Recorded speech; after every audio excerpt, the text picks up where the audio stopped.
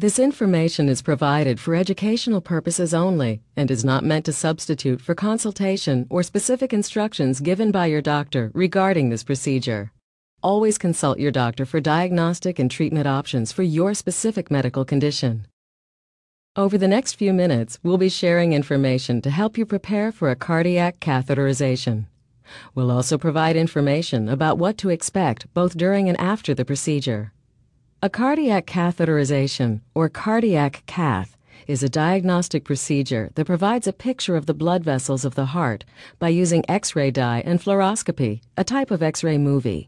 These blood vessels, called coronary arteries, supply the heart with oxygen and nutrients. Coronary arteries are often the main focus of a cardiac cath, but aren't the only part of the heart that can be examined.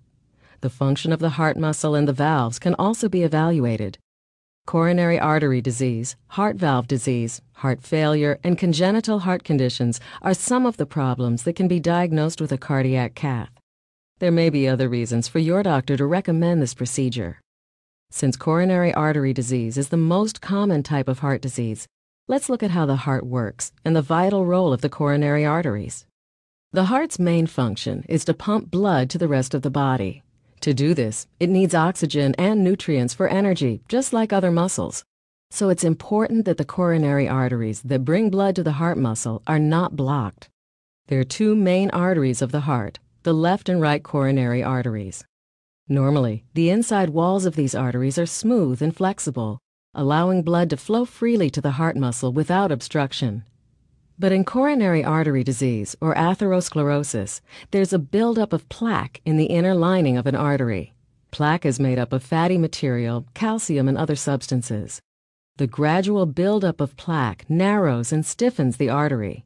This can decrease the blood flow through the artery to the heart and cause chest pain or other symptoms. Also, a plaque can break open or rupture.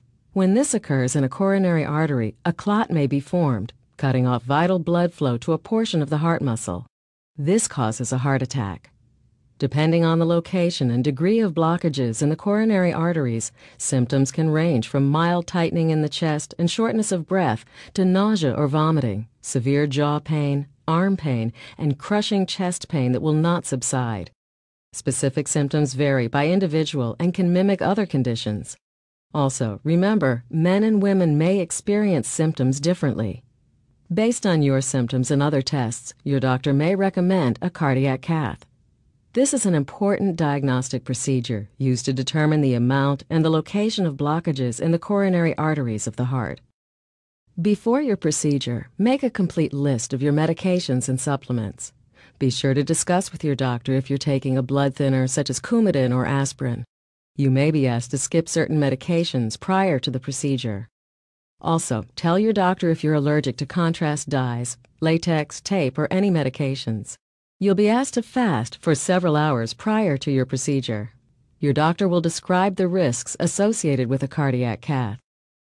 Possible risks may include bleeding, infection, and damage to the blood vessel at the catheter insertion site. Heart rhythm disturbances, chest pain, and stroke may also occur, but are uncommon. There may be other risks depending on your specific medical condition. Be sure to discuss any concerns with your doctor. Now, let's look more closely at the procedure itself. Before the cardiac cath begins, you'll be given a gown to wear. Blood will be drawn for lab tests. Your blood pressure will be taken, and your groin area will be shaved. An IV will be inserted so that fluids and medications can be given as needed. A cardiac cath takes place in an area that looks like an operating room. It's called a cath lab. Once you're in the cath lab, you'll lie flat on a table. You'll receive a sedative to help you relax. A numbing medication will be given before the catheter is inserted in the groin area.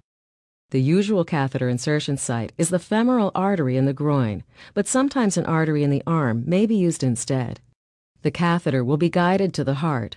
Once it's in place, dye will be injected into the coronary arteries. Your doctor can see any blockages as the dye moves through these arteries. A series of X-ray images will be made using a circular X-ray tube that rotates, called a C-arm. It shows the images of the arteries and heart from different angles. The doctor will view these images